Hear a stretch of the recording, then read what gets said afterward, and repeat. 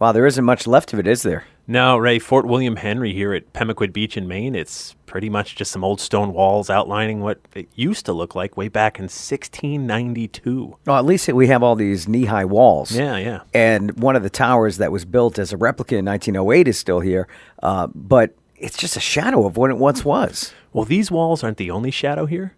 Oh, yeah? They say a horrible atrocity took place right here to a Native American chief, and these grounds have been haunted ever since. I'm Jeff Belanger. And I'm Ray Auger. Welcome to episode 97 Wow. of the New England Legends podcast. If you give us about 10 minutes, we'll give you something strange to talk about today. Thank you for joining us on our quest to chronicle every legend in New England 1 week and one story at a time. And we couldn't do that without the help of our Patreon patrons who are sponsoring this week's episode. Absolutely. If you want to jump in and become a bigger part of the movement for as little as just $3 per month, you've got that, Ray. Oh, yeah. And just that. Not on me. No, but you could get a loan and get that. I'd have to call my banker. Right. And we'd figure it out. But for $3 a month, you'd have early access to new episodes, plus bonus episodes no one else gets to hear. So head over to patreon.com/New England Legends to find out more. And hey, do us a favor. If you're a legendary listener, tell a friend or two about the show on social media. Yeah, please. We're building an army of people sharing stories and connecting over this great history and lore. And we need your help to do that. And we appreciate you spending time with us each and every week. So thank you. Thank you. All right, Jeff, being here at Fort William Henry does feel a little eerie. Yeah, it does. Maybe it's the fog rolling in. Maybe I'm picking up on something. I don't know. I look at that stone outline of the old fort, and it's almost like the ghost of a structure. Oh, I know exactly what you mean. The crazy thing is, the Native American ghost that some think is haunting here, he isn't. Not to say there aren't ghosts here, because there are. But this legend begins during the King William's War. To figure this out, we're going to head way back on this one. The year is 1688. The British colonies of New England are expanding in all directions, including north. Those expansions are pushing into a region called Acadia. Oh, wait, I'm guessing that's where we get Acadia National Park? Exactly. Acadia currently belongs in a region called New France. Okay. I'll give you 3 guesses as to which country controls that territory, and the first 2 guesses don't count. All right, fair enough. So the French have an alliance with the Wabanaki Confederacy, a group of 5 different Native American nations who also want to keep the British from moving north. New France defines the Kennebec River as their southern border. Okay. And now the British are moving in. About this time, there's roughly 150,000 English settlers living in the New England colonies. All right. Now, those settlers outnumber French settlers to the north by like 10 to 1. Plus, the King Philip's War had just ended south of here, and almost every treaty reached during that 1678 conclusion of the war has pretty much already been broken. So the Native Americans in New France have pretty good reason not to trust the British and to side with the French. Tensions are high. They are. So now it's 1692, and King William's War has been waging for 4 years. The British Army arrives at this very spot and gets to work building a fortress to protect its northern border. We should point out this new fort will actually be the 4th attempt by the British to establish a fort here since 1630. Fourth, okay. 4th. The first fort was burned by pirates. All right. The next 2 fell during different battles during the King Philip's War. So the British are hoping the 4th time is a charm. Okay, that they are, because this time they're investing some real money. The construction is ordered by Massachusetts Governor Sir William Phipps and cost £20,000 to build. The walls are as high as 22 feet in places, the stone bastion is almost 30 feet tall, and there's 20 cannons protecting the fortress and its garrison of 60 soldiers inside. Fort William Henry is considered by many to be impregnable. For the next 4 years, the imposing fort serves its purpose. It's a show of force in the north. It's keeping New France from expanding south, and it's base of operations for the British to push further north when they're ready. Captain Pascoe Chubb is in charge of the fort for the British.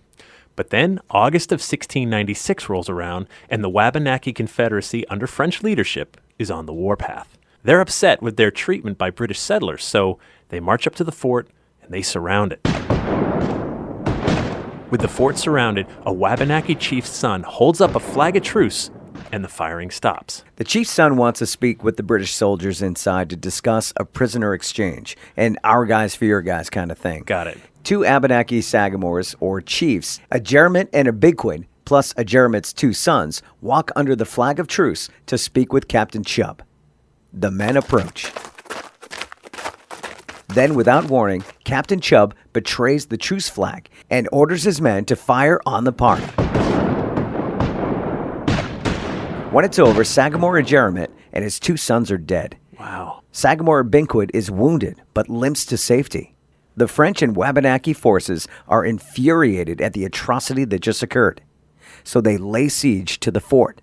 The entire place is surrounded and now is under steady fire from the outside. Suddenly, the impregnable Fort William Henry is being put to the test. But there's some big problems for the British soldiers inside. All right, what's that? Well, the mortar used to bind the stone walls together is not the highest quality, and it's starting to crack and break from the onslaught. But there's a bigger problem. What now? Their main source of fresh water is outside the walls of the fort. Ugh. So being surrounded, there's no way the British can win. The siege lasts only 2 days, and suddenly it's Captain Pasco Chubb who's flying the truce flag. Captain Chubb walks outside to surrender his fort. He negotiates his own safe passage back to Boston.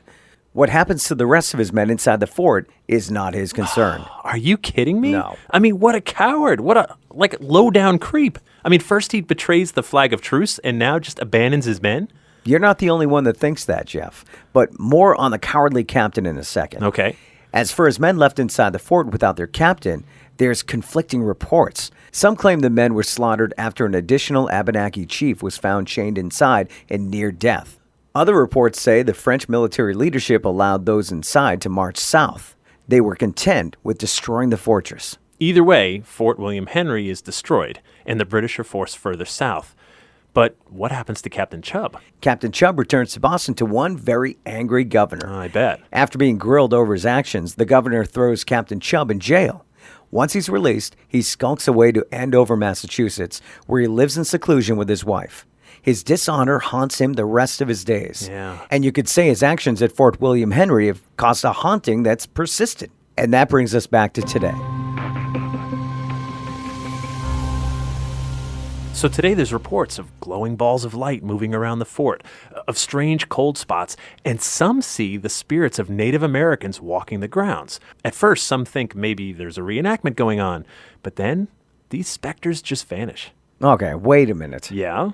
Well, I checked this story on the internet. Okay. I found multiple sites, from a local radio station website to other haunted sites. And a bunch mentioned that the ghost here is that of a Native American chief named Takalexis, who was hanged in a nearby tree. You know, I saw that too, and it keeps showing up in different places, and this is our chance to correct the record here, Ray. Okay, how so? Chief Takalexis was indeed hanged at Fort William Henry, and his ghost is said to still wander the grounds. Well, why didn't we cover that in the story, Jeff? It seems like that's a big thing to leave out. Yeah, we didn't cover it because that story belongs to Fort William Henry, located in Lake George, New York. 2 Fort William Henrys? There were, and the New York version was built in 1755. All right, got it. So someone does a quick search on Fort William Henry, finds out it's haunted by Chief Takalexis, and then assumes it's the Fort William Henry that's near Pemaquid Beach in Maine. Right. Okay. One person puts it on their website, another person copies it, and suddenly the poor ghost of Chief Takalexis has been relocated. Right. So we should really move the ghost of Chief Takalexis back 200 miles west to where he belongs near Lake George, New York, and focus on the real historical figures who were killed here under a flag of truce by a coward. So the ghost we should really be talking about is Sagamore Ajeramit and his 2 sons. Yeah, that's what I think. It makes me wonder if maybe the spirits here aren't at rest because they're tired of being misidentified. One of the most powerful things a ghostly legend can do is connect us to our past. The haunting offers us a chance to remember what went wrong in the hopes we don't let it happen again. Rest in peace, Sagamore Ajeramit, and your 2 sons. I love the way these old stones call out to some of us. I mean, this is hallowed ground for sure. Speaking of calling out, Yeah. you can call or text our legend line like that I did, anytime. 617-444-9683. We love hearing your feedback and ideas. Keep them coming. Got a story to share? Leave it on our voicemail and maybe we'll share it in a future podcast. And please also consider posting a review of our show on iTunes, Stitcher, or Google Play. Those reviews are the way that others find us. We read and appreciate every single one of them. Our theme music is by John Judd. And until next time, remember, the bizarre is closer than you think.